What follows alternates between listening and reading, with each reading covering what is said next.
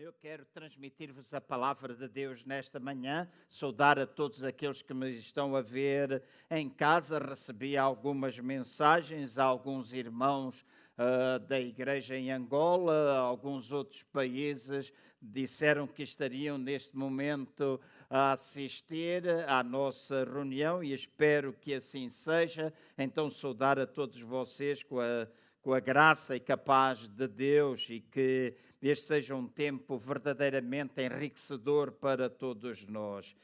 Nesta manhã eu gostaria de vos falar um pouquinho acerca de algumas chaves para restauração.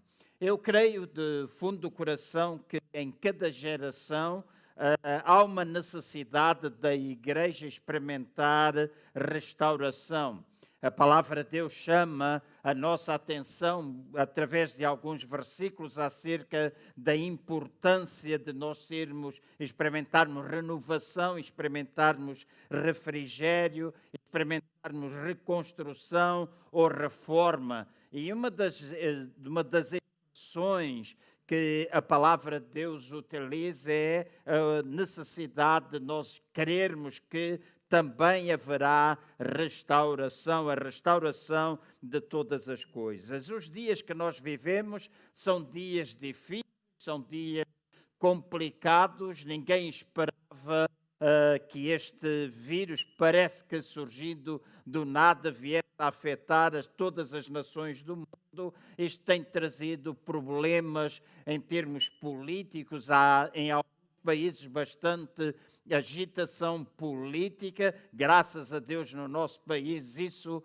não está a acontecer. É um motivo de nós louvarmos a Deus, mas olhando para outras nações, a política tem havido muitos debates, muitas guerras, o que tem afetado essas nações. Na religião também tem havido alguma dificuldade, e quando eu falo agora de religião, estou a associar o facto de que não a religião em si, mas o facto de nós, igrejas, não nos podermos congregar, não podermos de uma forma livre expressar a nossa fé em Cristo Jesus. Também em termos económicos, infelizmente a economia tem sido... Todos nós vamos falar acerca do desemprego. Há algum tempo atrás eu ouvia Portugal está neste momento numa taxa de 8%, ainda se espera uma pequena subida, mas esperamos que assim não possa acontecer. Mas na realidade, economicamente, a nação também tem sido afetada. Então eu creio que neste tempo de dificuldade nós precisamos experimentar restauração. Nós precisamos voltar a ver a graça, o favor, o crescimento, a bênção de Deus a acontecer nas nossas vidas, na vida do nosso povo, na vida da nossa. E eu sei que a restauração sempre terá de acontecer, e para nós cristãos isto é fundamental, sempre terá de acontecer pela operação da palavra de Deus. Nós acreditamos na palavra de Deus, nós acreditamos que a palavra de Deus não tem resposta, mas é resposta para todas as situações da nossa vida. Resposta para a economia, tem resposta para a saúde, tem resposta para a política. A palavra de Deus é resposta. Amém? A palavra de Deus é resposta. E toda a oração que esta nação precisar experimentar, que a igreja precisa experimentar, sempre vem pela palavra do Senhor, mas também vem sempre acompanhada pelo mover do Espírito Santo de Deus.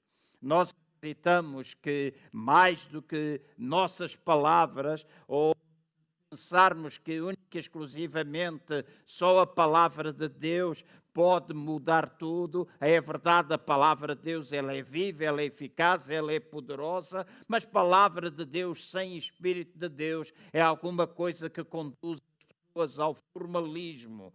Também Espírito de Deus sem palavra vai levar ao fanatismo. Então nós precisamos desta combinação de palavra juntamente com o Espírito Santo para que nós possamos experimentar forma nós possamos experimentar a tal renovação, nós possamos experimentar a tal restauração. E também acontece, e principalmente quando falo em termos da igreja, quando nós temos o peso da circunstância que nós vamos vendo à nossa volta, que nós única e exclusivamente a pensar nos problemas que estão ao nosso redor, mas também se torna importante nós podermos apresentar-nos a nós mesmos como resposta. Há pessoas em necessidade de podermos estar envolvidos em atos de bondade. Há pessoas doentes, nós estarmos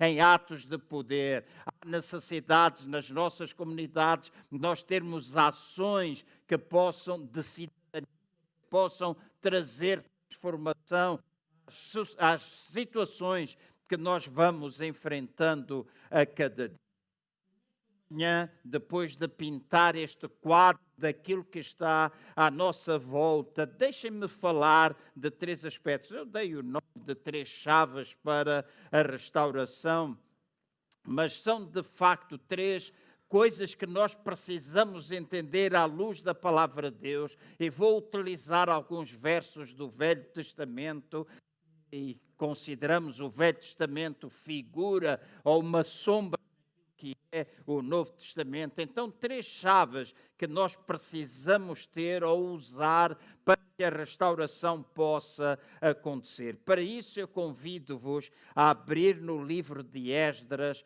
no capítulo 3, e vamos fazer a leitura entre o versículo 1 e o versículo 3. Esdras, capítulo 3, versículo 1 até 3. Eventualmente, eu vou ler, infelizmente eu esqueci-me de enviar pela tradução que eu estava a utilizar. Esperamos que possa ser a mesma tradução que está aqui a ser projetada e vocês estão a ver nas vossas casas, mas também, mesmo sendo uma versão diferente, não será assim tão diferente, porque é a palavra de Deus. Então, em Esdras, no capítulo 3, entre o versículo 1 e o versículo 3, está escrito assim: quando chegou o 7º mês. Deixem-me fazer aqui um parênteses que considero ser importante. O 7º mês era o fim do calendário, é o fim do calendário religioso para os judeus. Portanto, quando nós na palavra de Deus esta expressão, quando chegou o 7º mês, está a falar do fim da era, ou seja, estava a falar daquela festa, a festa dos tabernáculos, que se caracterizava pelas grandes colheitas. Então, de uma forma profética, está aqui alguma coisa que também acabará por acontecer com a Igreja de Jesus Cristo. Nós estamos a caminhar para o fim da era, nós estamos a caminhar para o fim. E quando nós estamos a falar de caminhar para o fim, que a palavra de Deus diz e aponta é que haverá um tempo de grande colheita no mundo inteiro, de pessoas que se voltarão para Cristo Jesus, para o reconhecer como Senhor e Salvador, e o nome do Senhor Jesus Cristo será confessado como Senhor. Então nós estamos a caminhar para esse fim, estamos a caminhar para essa festa dos tabernáculos, que será celebrada no templo, onde a reconstrução da igreja vai acontecendo e onde a glória de Deus se manifestará de forma sobrenatural. Então diz que quando chegou o 7º mês, estando os filhos de Israel já nas cidades, ajuntou-se o povo como um só homem em Jerusalém. Pegando daquilo que eu disse há pouco, de o 7º mês ser um mês profético, o fim do calendário religioso para os judeus, notem agora que neste 7º mês, estando os filhos de Israel já nas cidades, ajuntou-se o povo como um só homem em Jerusalém. Então, escutem bem o que eu vou dizer. No sentido profético, está aqui a falar de que a verdadeira unidade, aquela unidade que nós queremos tanto ver no corpo de Cristo, é alguma coisa que vai acontecer na altura da festa dos tabernáculos espirituais, a única festa de todas aquelas que os judeus tinham, que já teve o seu cumprimento histórico e teve o seu cumprimento na pessoa de Jesus, mas de todas aquelas festas, e nós podemos reduzi-las a 7, esta é a única que ainda não teve lugar na igreja, mas é aquela festa que irá acontecer neste fim da era, a festa da grande colheita. E na festa da grande colheita, a igreja de nosso Senhor Jesus Cristo experimentará uma verdadeira unidade, porque nós estaremos centrados na pessoa de Jesus Cristo e na forma como nós podemos chegar até à vida das pessoas, influenciar as suas vidas e ver as vidas delas serem rendidas a Cristo Jesus. Então nós ansiamos, nós oramos pela unidade do corpo de Cristo. Temos diferenças, podemos às vezes fazer de forma diferente, agir de forma diferente, pensar diferente de uma ou outra forma em relação a coisas doutrinárias, mas nós acreditamos que todos nós reconhecemos quem é cristão, quem é evangélico, reconhece que Jesus Cristo é o Senhor e Salvador e que as pessoas precisam de Jesus Cristo. E quando nós nos focarmos naquilo que é o grande objetivo de Deus, ver as pessoas salvas, porque foi por causa disto que Cristo Jesus morreu, então nós experimentaremos esta verdadeira unidade como um só homem. Continuando a ler, diz assim, no versículo 2: Então Jesua, filho de Josadaque, e seus irmãos, os sacerdotes, e Zorobabel, filho de Sealtiel, e seus irmãos, começaram a edificar o altar do Deus de Israel, para oferecerem sobre ele holocaustos, como está escrito na lei de Moisés, o homem de Deus. Verso 3. Apesar do terror que estava sobre eles por causa dos povos das outras terras, firmaram o altar sobre as suas bases e ofereceram sobre ele holocaustos ao Senhor de manhã e de tarde. Agora saltemos até o versículo 7 e vamos fazer a leitura até o versículo 13. Podem acompanhar-me nas vossas casas e aqui na casa de oração. Então, Esdras capítulo 3, no versículo 7, diz assim: Então deram o dinheiro aos pedreiros e aos carpinteiros, como também comida e bebida e azeite aos sidônios e aos tírios, para trazerem do Líbano madeira de cedro ao mar, para Jope, segundo a permissão que lhes tinha dado Ciro, rei da Pérsia. Não quero ser extenso, mas este capítulo 3 de Esdras é um livro bastante profético.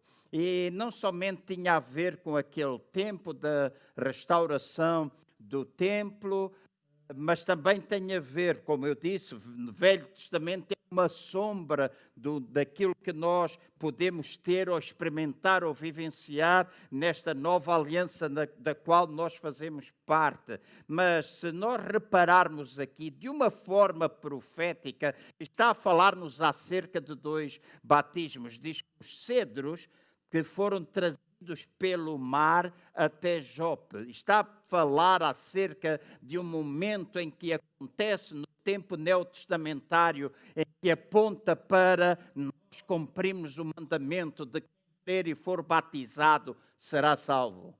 Então está aqui a apontar para o batismo nas águas, mas depois estes mesmos cedros que foram usados na reconstrução do templo, diz que depois deles de terem contribuído para a edificação do templo, o templo foi cheio da glória do Senhor. E quando o templo foi cheio da glória do Senhor, fala acerca de nós sermos cheios da sua glória, nós sermos cheios do Espírito Santo, nós podermos agir de forma poderosa para da nossa sociedade, para que a nossa sociedade possa verdadeiramente ser transformada, haja restauração nas nossas nações, haja restauração nas igrejas, porque nós somos chamados para ser influência e não para sermos influenciados. Nós somos chamados, nós somos exortados, porque à medida que as trevas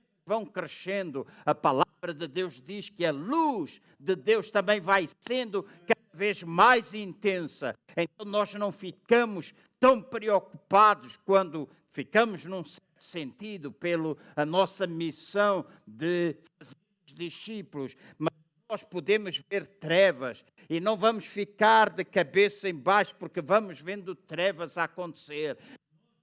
Temos os nossos olhos para Deus, porque a glória do Senhor encherá toda a terra e nós acreditamos que a luz acaba com as trevas. E aqui está uma declaração profética deste tempo. Continuando, no segundo ano da sua vinda, a casa de Deus em Jerusalém, no segundo mês, Zerubabel e Jesua, filho de Josadaque, e os outros seus irmãos, os sacerdotes e os levitas, e todos os que vieram do exílio a Jerusalém, iniciaram 20 anos para cima para superintender a obra da casa do Senhor. Levantaram-se Jesua com os seus filhos e seus irmãos, Cadmiel e seus filhos, os filhos de Judá, como também os filhos de Ananade, e tem aqui nomes muito giros, se alguém está a ouvir-me, está grávida lá em casa e não sabe ainda qual o nome a dar ao filho ou à filha, tem aqui muitos exemplos. Seus filhos e seus irmãos, todos os levitas, para juntamente vigiarem os que faziam a obra da casa de Deus. Quando os edificadores lançaram os alicerces do templo do Senhor, apresentaram-se os sacerdotes, trajando suas vestes e com trombetas, e os levitas, filhos de Asaf, com símbolos para louvarem ao Senhor, conforme a ordem de Davi, rei de Israel. Cantavam alternadamente, louvando e rendendo graças ao Senhor. Ele é bom. O seu amor dura para sempre sobre Israel. E todo o povo levantou grande brado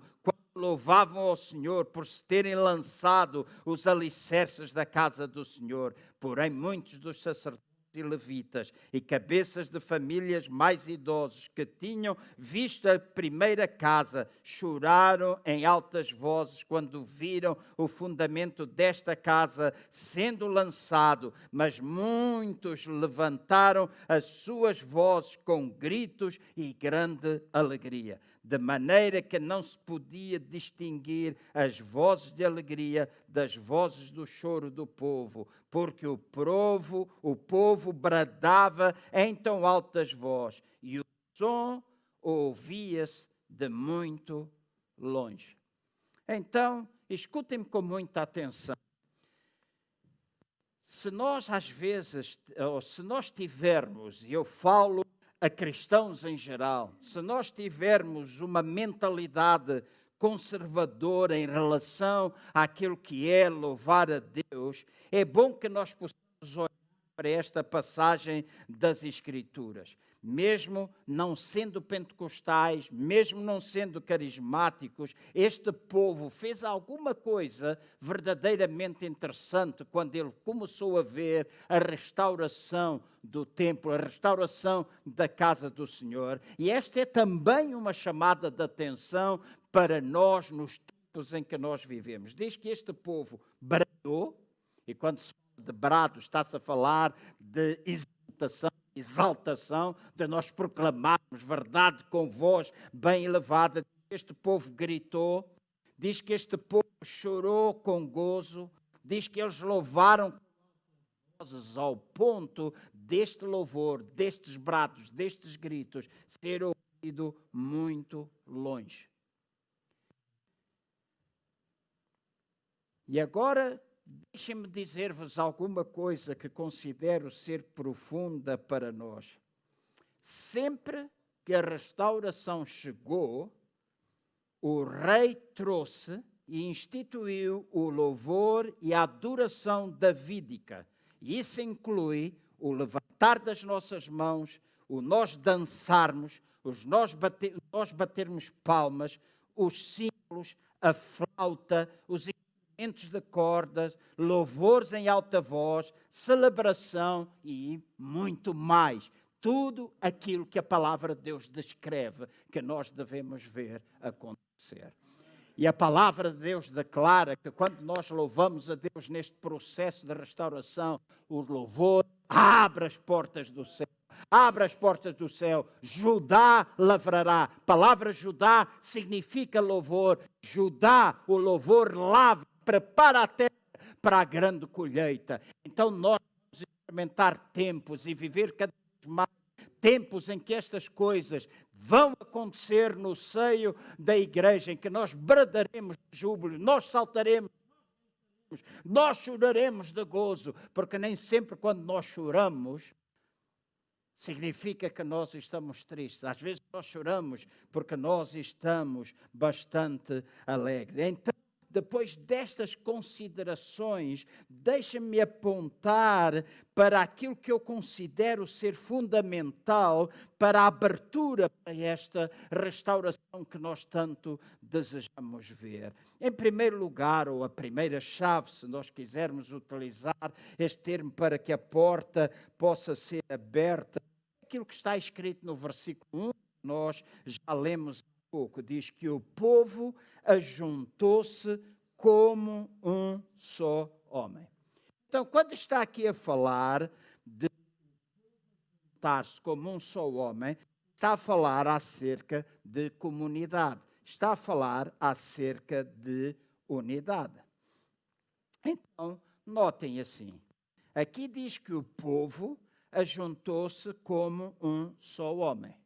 Se nós repararmos no Novo Testamento, não está escrito que nos ajuntamos como um só homem. No Novo Testamento está escrito que nós somos um novo homem. Problemas com este micro? Ok, vamos mudá-lo. Sem problema nenhum. Está ligado? Já está ligado. Isto acontece, não é?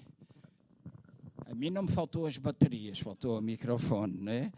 Mas então diz aqui que o povo se ajuntou como um só homem. No Novo Testamento, nós não somos como um só homem. De acordo com a palavra de Deus, nós somos um novo homem. Nós somos um só homem.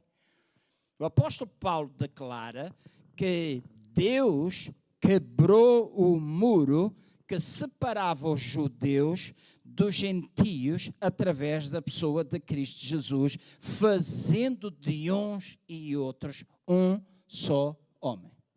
No tempo em que nós estamos a viver, e há tanta perturbação em termos políticos, manifestações em quase todas as cidades americanas, hoje já chegaram a algumas cidades europeias, está cada vez mais a acontecer determinadas manifestações por causa de um ato repugnante de um polícia que matou uma pessoa. Já aparece muita coisa, que ele era assim, ele é assado, mas por mais malvada que a pessoa seja, nada justifica aquilo que aquele homem fez. Nada justifica, e nós temos de nos opor em nome do Senhor Jesus. Nada justifica isso, mas a palavra de Deus chama a minha e a vossa atenção para esta coisa importante. Nós não somos como um homem, nós somos um homem. E aquilo que aconteceu em Esdras é precisamente uma figura daquilo que deve acontecer no nosso tempo e que Deus está a construir. Quando há um coração sincero na presença de Deus, algo acontece com os homens. Deus começa a entrelaçar a vida dos homens e mulheres como um só. Por isso, nós nos levantamos com uma identidade singular. O Novo Testamento chama a minha e a vossa atenção, e espero que me escutem bem. Novo Testamento diz que nós devemos ter um coração, nós devemos ter uma alma, nós devemos ter uma mente, nós devemos orar a uma só voz, nós devemos estar de comum acordo, nós devemos estar num só lugar, nós devemos ter um só propósito. E isso o apóstolo Paulo chama de um novo homem, onde não há separação entre rico e pobre, onde não há separação entre judeu e gentio, onde não há separação entre branco e negro, não há separação entre homem e mulher, entre doutorados e iletrados. Nós somos um só homem em Cristo Jesus. Um só homem em Cristo Jesus. Então a igreja deve se levantar para mostrar ao mundo que nós temos resposta para o mundo, que nós somos resposta para o mundo, e acabar com estes conflitos, manifestações por causa da raça de cada um. Deus fez-nos a todos nós como um só, a partir do momento em que nós nascemos de novo. E então nós devemos levantar essa verdade bem alta. Então, quando nós queremos ver a restauração da igreja, quando nós queremos ver a restauração de todas as coisas, então nós precisamos olhar para a forma como Deus olha do céu para toda a igreja. Ele olha para nós como o corpo de Cristo. Ele olha para nós como um só. E para sermos um só, nós temos de estar entrelaçados. Temos de estar entrelaçados. E creio que este, infelizmente, é o problema, muitas vezes, no corpo de Cristo. Nós não temos sido tão capazes de nos entrelaçar. E às vezes não pensarmos só no corpo de Cristo, às vezes até mesmo localmente. E se nós não somos capazes de criar ou ter esta identidade comum, este coração comum que bate pelo mesmo alvo, este espírito comum que é um espírito dócil e amável como o Espírito de Cristo, se não somos capazes de ter esta uma mente como é a mente de Cristo, se não temos um amor que é o amor de Deus derramado em nossas vidas, e se nós não formos capazes, jamais nós poderemos experimentar comunidade, jamais nós poderemos experimentar unidade. Mas se nós tivermos esta identidade comum, se tivermos este coração comum, esta mente comum, este amor comum, então este é o mistério da comunidade, em que o nome de Jesus Cristo é o Senhor e erguido por todos nós. Erguido por todos nós. Então, nós entendemos que nem todos estaremos nas mesmas condições. Eu costumo dizer, nós podemos vir para aqui de várias maneiras, para este salão. Nós podemos vir de autocarro, nós podemos vir de metro e depois vir a pé ou vir nas carrinhas da igreja. Nós podemos vir de carro. Uns podem ganhar 500, outros podem ganhar 1000. Uns podem ser brancos, outros podem ser negros. Uns podem viver em casa alugada, outros podem ter casa própria. Mas se nós somos um só homem, nós temos tudo em comum: Jesus. Nós temos Jesus, que é comum a todos nós. Portanto, meu irmão e minha irmã, meu amigo, entende bem aquilo que Deus espera da igreja. A igreja, não tradição, não aquilo que é passado de geração em geração de forma religiosa, mas a igreja viva, possuidora da vida de Deus em seus corações. Então, quando nós fazemos algo em comum, quando nós nos tornamos vulneráveis a outras pessoas, sempre que nós começamos a compartilhar vida uns com os outros, um mistério acontece, o entrelaçar dos nossos corações. o entrelaçar dos nossos corações. E não podemos jamais, em nome de sei lá o quê, em nome do sei lá o quê, permitirmos, porque às vezes nós ficamos a pensar que a unidade acontece. É verdade, todos nós somos diferentes, mas ainda esta semana eu estava a ler o livro de Coríntios, a Carta aos Coríntios, um dos meus livros favoritos, porque mostra um retrato real daquilo que é a igreja de nosso Senhor Jesus Cristo. A igreja não é um lugar onde não existem problemas. Existem problemas. Em Coríntios nós encontramos pecado de imoralidade, alguém que estava a ter relações com a sua madrasta, divisão, mas um dos versículos, divisão entre os crentes, problemas em relação a divórcios, tantas coisas. É um livro excelente, uma carta excelente para nós lermos, mas estava a ler aqueles versículos iniciais, onde dizia: eu sou de Paulo, eu sou de Apolo, eu sou de Cefas, eu sou deste, eu sou daquele, e até havia alguns que diziam que, estão a pedir para eu subir, alguns que diziam que que eles, uns eram de Cristo, mas deixa-me dizer-te, tanto aqueles que diziam que era de Paulo, aqueles que diziam que era de Apolo, aqueles que diziam que eram de Pedro e aqueles que diziam de Cristo, todos eles estavam errados. Todos eles estavam errados, mesmo que aqueles que pareciam ser mais espirituais do que os outros, dizendo eu sou de Cristo, estavam errados. O importante não é de quem nós somos, o importante é que Cristo é nosso.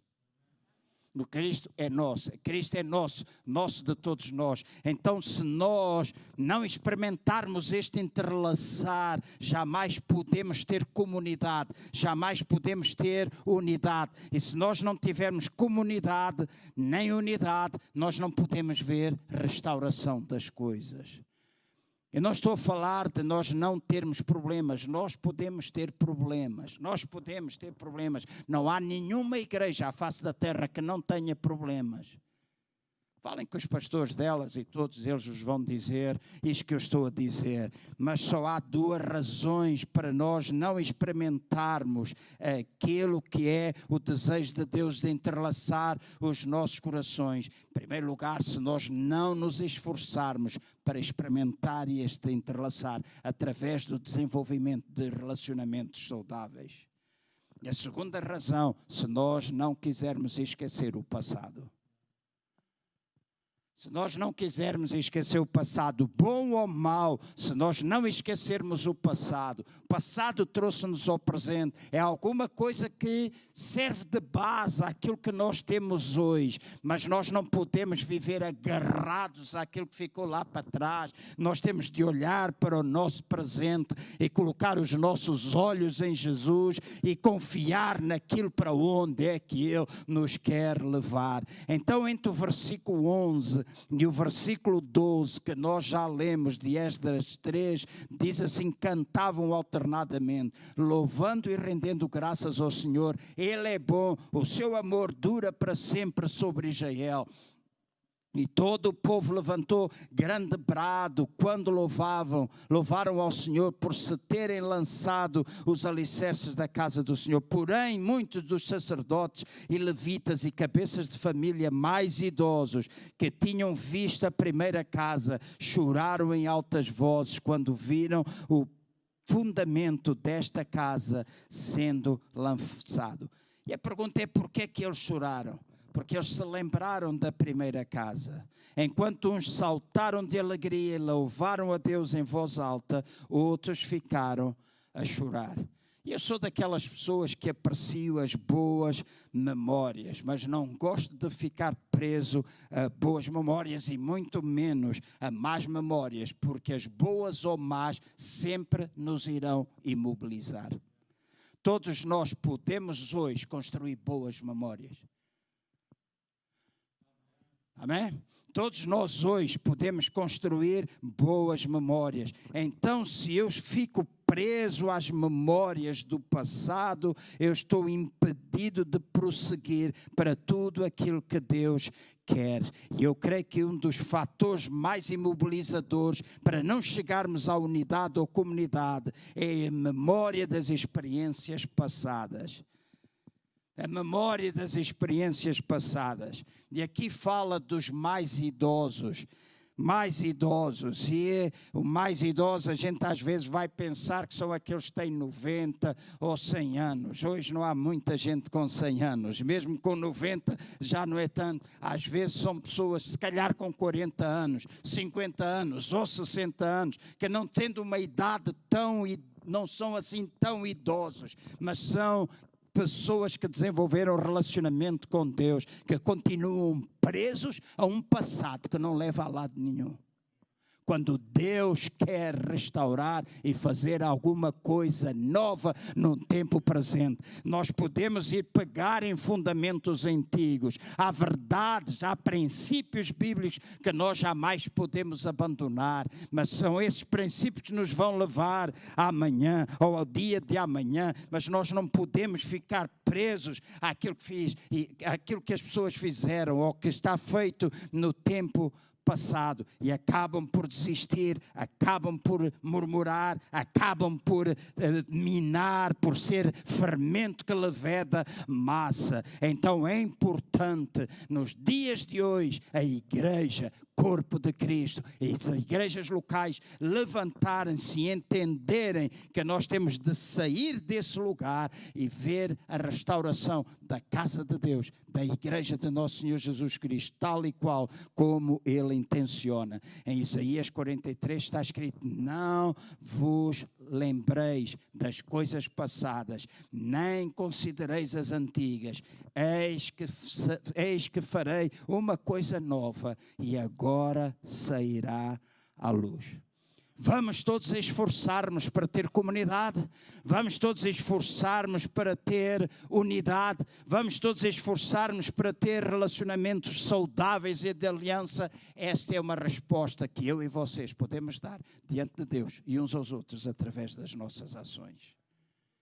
É aquilo que nós viermos a fazer. Não é só aquilo que a gente falar, é aquilo que a gente fizer no nosso dia a dia. E eu vou partir para a conclusão. Perdi-me de quando é que eu comecei, mas vou ser rápido. A segunda chave, a pessoa de Jesus. Esdras capítulo 3, versículo 2, 10 e 11 diz assim: então Josua, filho de Josadaque, e seus irmãos, os sacerdotes, e Zorobabel, filho de Sealtiel, e seus irmãos, começaram a edificar o altar do Deus de Israel, para oferecerem sobre ele holocaustos, como está escrito na lei de Moisés, o homem de Deus. Quando os edificadores lançaram os alicerces do templo do Senhor, apresentaram-se os sacerdotes, trajando suas vestes e com trombetas, e os levitas, filhos de Asaf, com símbolos para louvarem ao Senhor, conforme a ordem de Davi, rei de Israel. Cantavam alternadamente, louvando e rendendo graças ao Senhor. Ele é bom, o seu amor dura para sempre sobre todo Israel. E todo o povo levantou-se com grande brado quando louvaram ao Senhor por se terem lançado os alicerces da casa do Senhor. Notem, duas coisas eles fizeram. A primeira coisa que eles fizeram foi edificar o altar de Deus. E no altar de Deus eram oferecidos os holocaustos. E quando fala dos holocaustos, está a falar do sangue que era derramado para perdão dos pecados. A segunda coisa que eles fizeram foi estabelecer os alicerces para a casa do Senhor. E quando nós lemos em 1 Coríntios, esta semana voltei a ler estes versículos. O apóstolo Paulo diz assim: pois ninguém pode pôr outro fundamento além do que já está posto, o qual é Jesus Cristo. Então o nosso fundamento é Jesus Cristo e continua a ser estabelecido em nós, e assim, à medida que o nosso fundamento é Jesus Cristo, a comunidade ou a unidade vai surgindo. Mas primeiro vem o altar, que fala do sangue. Depois vem da fundação ou dos fundamentos da casa do Senhor. E isso está a apontar-nos para a pessoa de Jesus Cristo. Então, neste tempo, não são as mecânicas que nós pudermos estabelecer, apesar da importância das mesmas. Não são simplesmente aquelas técnicas que nós podemos usar. Não são, deixem-me ser muito sincero, a quantidade de conferências que nós fizermos, a quantidade de eventos que nós tivermos. Não serão a quantidade de treinos que nós possamos fazer. Aquilo que na realidade trará mudança é quando nós edificarmos o altar e quando nós entendermos que nós precisamos estar unidos em aliança, em unidade, estabelecermos comunidade, e assim a casa do Senhor vai sendo edificada, onde o poder da cruz é pregado, onde a graça, a fé, a redenção, a misericórdia, o perdão de Deus e o louvor está presente, de maneira que pessoas se cheguem a Cristo Jesus. E durante esta quarentena eu orei isto quase todos os dias, para que o Senhor acrescente à sua igreja todos aqueles que são de ser salvos, que o Senhor traga de volta a alegria de nós vermos pessoas a serem salvas. E quanto mais pessoas forem salvas, menos tempo nós nos preocupamos uns com os outros, e às vezes até connosco mesmos. Há alguma coisa que nós precisamos mudar. Há fundamentos dos quais nós não nos podemos afastar. Fazem parte de um passado, mas são fundamentos, são princípios. E os princípios são inalteráveis. Mas se nós voltarmos àquilo que é a base, se nós voltarmos às raízes daquilo que é o Evangelho genuíno, puro, então nós experimentaremos de facto a manifestação da graça de Deus. A comunidade e a unidade será estabelecida e a restauração vai acontecendo. E eu parto para a última chave. Em Esdras, no capítulo 3, no versículo 3, está escrito assim: apesar do terror que estava sobre eles por causa dos povos das outras terras, firmaram o altar e sobre as suas bases e ofereceram sobre ele holocaustos ao Senhor de manhã e à tarde. Então, escutem, e eu vou partir para a conclusão. Sempre que nos dermos a nós mesmos para cumprirmos o propósito de Deus, para edificarmos o seu reino, para vermos a edificação do seu reino da terra, para nós nos envolvermos na restauração da casa de Deus, nós poderemos encontrar oposição, nós vamos encontrar lutas, nós vamos encontrar problemas. Aqui está escrito que eles encontraram alguma oposição. O apóstolo Paulo chama a nossa atenção para o facto de que na sua própria vida, ele disse muitas vezes: dentro eu tenho temores, fora eu tenho lutas. Então estas coisas acontecem. E estes homens aqui de Esdras estavam com medo das pessoas à volta. Mas nós podemos ter receio daquilo que está à nossa volta, nós podemos ter lutas internas, nós podemos ter problemas internos, mas se nós continuarmos a olhar para o fundamento que é Cristo Jesus, onde nós colocarmos a nossa mão, tal e qual como eles fizeram, não desistiram, continuaram a colocar as suas mãos na reconstrução do templo, se nós não deixarmos de fazer aquilo que nós devemos fazer. A perseguição pode surgir, as conversas podem surgir, as murmurações podem surgir, a busca de desentendimentos, a busca de divisões, mas se nós colocarmos os nossos olhos em Jesus, nós continuaremos firmes na edificação da casa do Senhor. Então não te deixes distrair por aquilo que se fala, não te deixes distrair por aquilo que é a oposição muitas vezes aparente, uma oposição aparente revestida de espiritualidade que não passa de carnalidade. Não passa de carnalidade. Não passa. E às vezes até parece espiritual a gente dizer, mas assim, assado. Quando nós nos dividimos por homens ou nos dividimos por pessoas, estamos a ser carnais. É o que o apóstolo Paulo disse na carta aos Coríntios. Estamos a ser carnais. Então nós não nos podemos deixar tomar por tais coisas, mas nós precisamos fazer uma consagração radical. Está escrito que eles firmaram o altar sobre as bases e ofereceram sobre eles holocausto. Então eles punham os animais sobre o altar. Havia uma identificação entre eles e o animal. Queimavam tudo. Ninguém tomava nada deste sacrifício. Patas, cabeças, pernas, olhos, tudo era queimado. Era como se eles estivessem ali sobre aquele altar, totalmente a serem consumidos por Deus. As suas mãos, os seus pés, as suas mentes, os seus ouvidos, os seus olhos, as suas bocas, o seu interior, todas as partes do seu ser. Era quando eles ofereciam aqueles animais, é como se eles estivessem ali sobre o holocausto. Que quando nós estivermos nesta relação de intimidade com Deus, aquilo que nós mais necessitamos fazer, restauração do altar na nossa vida, restauração do altar na igreja, restauração da parte daquilo que é intimidade, de nós nos possuímos da vida de Deus. Nós vamos sendo queimados, nós nos vamos consagrando de uma forma radical a Deus. Então as más recordações podem passar, as más memórias podem desaparecer e nós nos começamos a abrir para os irmãos, para as irmãs, para a comunidade. Nós não vamos choramingar, nós não vamos murmurar, nós não vamos cair em brados de aparente choro, mesmo que não caiam lágrimas, como que se tivesse tristeza do que foi e do que não é. Este não é o tempo de pensar no que foi, é o tempo de pensar no que é hoje e daquilo que será amanhã, porque tu estás consagrado a Deus. Não te importes com aquilo que vai acontecendo.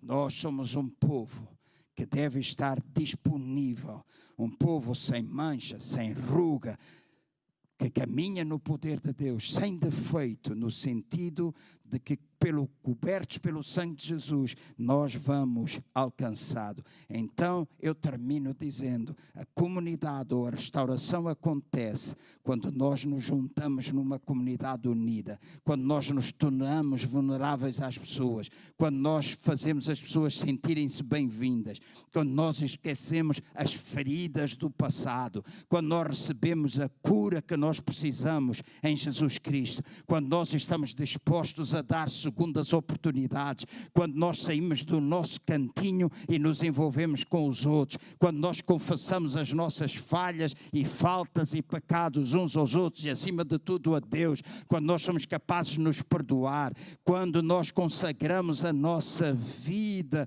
a Jesus de forma radical. Então é ir mesmo quando nós não sentimos, é pregarmos mesmo quando não apetece, é vir quando chove, faz frio ou faz calor, é nós estarmos comprometidos, é nós darmos a nós mesmos. Quando isto acontece numa comunidade, nós vivemos em unidade e a comunidade acontece e a igreja apresenta-se perante o mundo como algo que está restaurado e vai fazer transformação. Oposição vai acontecer, mas oposição sempre será derrubada. Sempre será derrubada e nunca nos poderá fazer parar, porque nós continuamos sempre com os nossos olhos em Jesus, o nosso principal fundamento. Então eu vou terminar orando por vocês aqui e também nas vossas casas e logo de seguida nós iremos participar da mesa do Senhor, do pão e do vinho, e nós convidamos o pastor Rui Ramalho para fazer esta parte conosco e também com vocês em casa, a altura em que nós lembramos a morte e a ressurreição de Jesus até que Ele venha, o facto de nós termos sido perdoados e o facto de nós sermos possuidores da vida de Deus e nós podemos ter saúde e cura em Cristo Jesus. Mas deixem-me orar por vocês agora. Pai, em nome do Senhor Jesus, eu oro, eu trago à Tua presença todos aqueles que têm escutado a Tua palavra nesta manhã. Eu oro, Pai, em nome do Senhor Jesus, para que da nossa parte haja uma consagração radical a Deus, que nós nos centremos na pessoa de Jesus Cristo, que nós possamos, Pai, estar como um só na Tua presença. No sentido legal, nós o somos, porque somos cristãos, nós somos teus filhos, mas que nós possamos trazer a legalidade à realidade. Aquilo que nós somos em Cristo, um só, nós possamos trazer para o nosso dia a dia e vivermos desta forma, apesar de diferenças, apesar de lutas, apesar de oposição, apesar dos problemas que nos cercam, nós jamais perdermos de vista aquilo que nós somos em Cristo Jesus e sermos instrumentos de restauração na nossa sociedade, dos bairros aqui à volta, na nossa cidade, nas cidades desta nação, noutras nações, a igreja, corpo de Cristo, se levante em toda ela e possa de facto ser instrumento de transformação, de mudança, porque sabemos que Tu estás conosco, cooperas conosco. Por isso, em nome do Senhor Jesus, eu abençoo todos aqueles que estão nas suas casas e que a semente da palavra de Deus possa frutificar nos corações de todos aqueles que estão a escutar ou que venham a escutar. Que possa frutificar e produzir fruto a 30%, a 60% ou 100%. Nosso desejo é 100%, mas que haja frutificação de fruto, haja manifestação do fruto em todos os corações, mesmo aqueles que já fazem, que vivem desta forma, que Tu possas aumentar a Tua graça e o Teu favor sobre as suas vidas, para que cada vez mais possam influenciar outros no caminho que é o caminho da restauração e que Tu queres que nós vivamos. É no nome do Senhor Jesus que eu oro e abençoo a todos. Amém.